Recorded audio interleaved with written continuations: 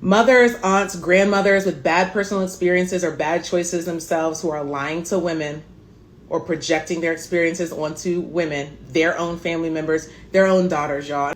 If your mother, first of all, get real. If your mother doesn't have the ability to take accountability for what happens between you and her, and you were actually there, you were in the same room, you was on the phone call, you was at the birthday, Christmas time, you was there, something happened, and you were like, you ended up trying to, have some sort of conversation with her about it, and she just couldn't do it. She just deflects, denies, dismiss, criticize, shut you down, threaten you.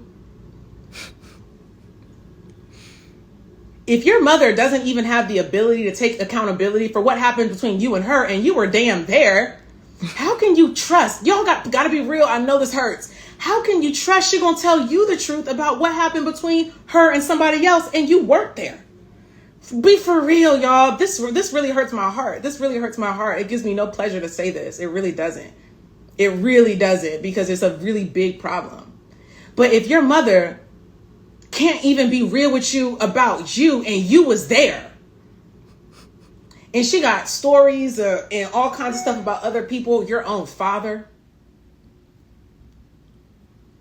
how can you trust? And you got to ask yourself at some point, this can be a real game changer for some people, for a lot of people, I dare say, when you're like, when I bring up that conversation that we had, you act like it never happened. But damn, you talking about my daddy like this? How do I know? The thing is, you really don't. Sometimes you don't, because your mom will be leaving stuff out, twisting, flipping, all kinds of stuff. I'm not saying she's doing it intentionally. Some of them do, some of them don't. I can't get into all the details and caveats. But you got to ask yourself, if you have an issue getting accountability from her about you, and you was there, you cannot take this late. You cannot take her. Let's be real. You cannot take her account at face value. You cannot take her account at face value.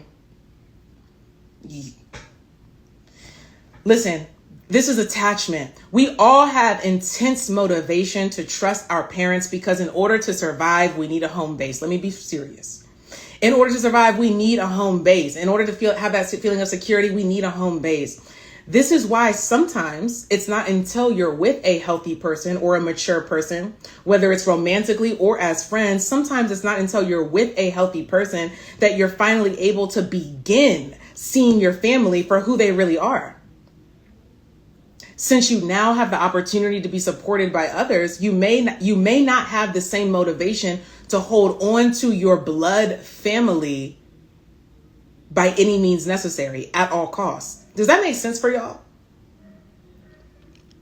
Someone might need to replay that someone need to replay that.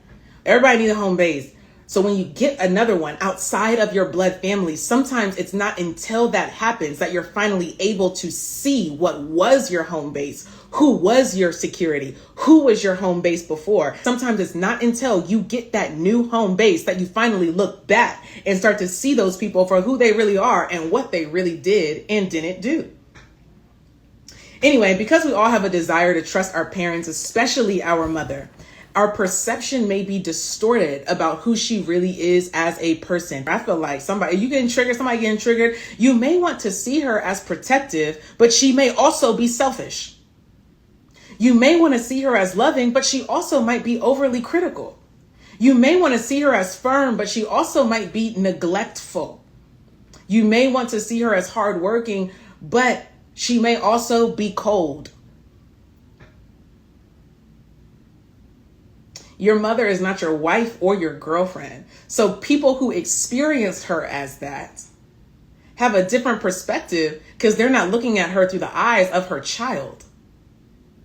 You cannot underestimate this, how much love and attachment distorts our perception. It can be helpful, y'all, to have a conversation with your father. If your parents are divorced, even if your parents are married in the same house, and if you have issues with your adult relationships now, ask that man. Because men be quiet. Most men, they be so quiet about what they dealt with your mother. They be so quiet. Men do not get enough. I'm so serious, y'all. Men do not get enough credit for how they protect your mother's image, because they don't want you to lose out on having a mom. They don't want you to be looking at your mom crazy. So they be quiet. Sometimes they be real quiet. They take some of that stuff to the grave. Okay? Until they're invited. And you be like, what's up? Okay? So it can be helpful to have a conversation with your father or your mother's father, your grandfather, about your mother and what their experience is. Because they're looking at her not with the eyes of a child. They're looking at her as a man, okay? Who has a different type of intimate relationship with her. I recommend, if you open that up, to do that with the help of a therapist, so you don't open up something that you can't manage and you have support through it, okay? Other women in your family may have negative experiences with men and they blame the men rather than focusing on what they could have done differently. You got women in your family like this? Other women in your family may have negative experiences with men and they blame the men rather than focusing on what they could have done differently. This paints a general picture that men are bad, that they hurt people, that they can't be trusted, or they are all around unnecessary. You got women in your family like that? Thank you, Tia, for speaking up. You got women in your family like that? Hearing these things consistently, y'all, let's talk about this. Let's talk about the psych part of this. Hearing these things consistently affects your schema, which is basically your map. So in this case, thank you, Khalid, for the feedback. I like feedback. The more that you give me, the more that I like to, it helps me. It helps me. I like little hearts. I like little fire emojis. I like little 100s, you know, sometimes that's all I need. Okay, so hearing those kinds of messages consistently affects your schema, and in this context, that's essentially the map of a man and how relationships go. So this affects the way that you interact with and think about men. So it affects your outcomes. No one gets away from this. Y'all, some stuff is just simple mental. It's just psych. It's just mental. It's just the way that everybody's brain works. It's the way that we all process information. It's just neurology. It's just brain. It's just emotions. Okay? And what you don't want to do, especially if you're not getting the outcomes you want, what you don't want to do is be like, that ain't me. It's everybody. So sometimes our defense, okay, and our ignorance, it's not good to be defensive and ignorant, to not know and then be pushing away the truth. That's a bad place to be. It's not good to be defensive and ignorant. So when it's like that's not me, like I'm gonna do better. I'm the chain breaker, but you ain't done nothing to break no chain. You not that.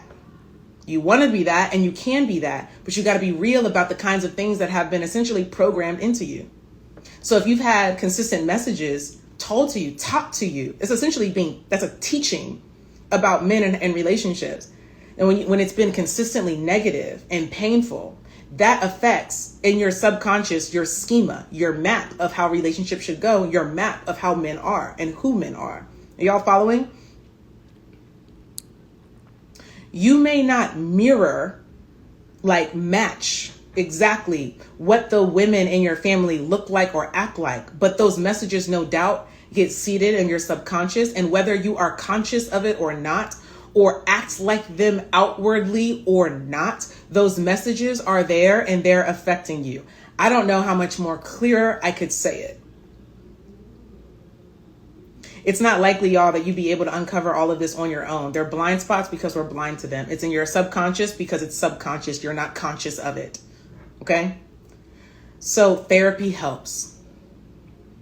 Therapy helps.